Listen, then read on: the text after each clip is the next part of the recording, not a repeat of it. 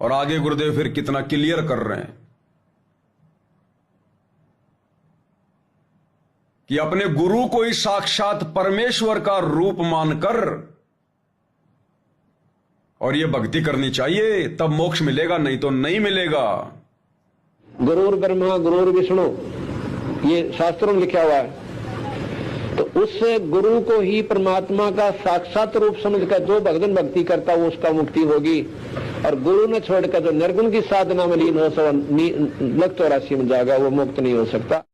गुरु को ही परमात्मा का साक्षात रूप समझकर, अभी पुराना सत्संग है भाई और बहनों, अध्यात्म की जड़ है। जो भी कहना था गुरुदेव ने कह दिया शुरू में, उस समय की आत्माएं नहीं समझ पाई। गुरु को ही परमात्मा का साक्षात रूप मानकर तब हमारी भक्ति सफल होगी। दोबारा सुन लो, गुरुर ब्रह्मा गुरुर विष्णु, ये शास्त्रों में लिखा हुआ है। तो उससे गुरु को ही परमात्मा का साक्षात रूप समझकर जो भगवान भक्ति करता वो उसका मुक्ति होगी। और गुरु ने छोड़कर जो निर्गुण की साधना में लीन हो सो लग 84 में जाएगा, वो मुक्त नहीं हो सकता। गुरु को ही साक्षात परमात्मा का रूप मानकर जो भगत जन भक्ति करते हैं उन्हीं की मुक्ति होगी। अब हाथ कंगन को आरसी क्या, पढ़े लिखे को फारसी क्या, और क्या सुनना चाहोगे भाई और बहनों। गुरु को ही परमात्मा का साक्षात रूप मानकर कि ये मेरा गुरु कोई मानुष नहीं है, कोई जीव नहीं है, कोई मां के गर्भ से जेर में लिपट के नहीं आया, जन्म लेके नहीं आया, साक्षात कबीर भगवान है। जब ये मानकर भक्ति करेंगे तो गुरुदेव कहते हैं वही आत्माएं मोक्ष प्राप्त करेंगी।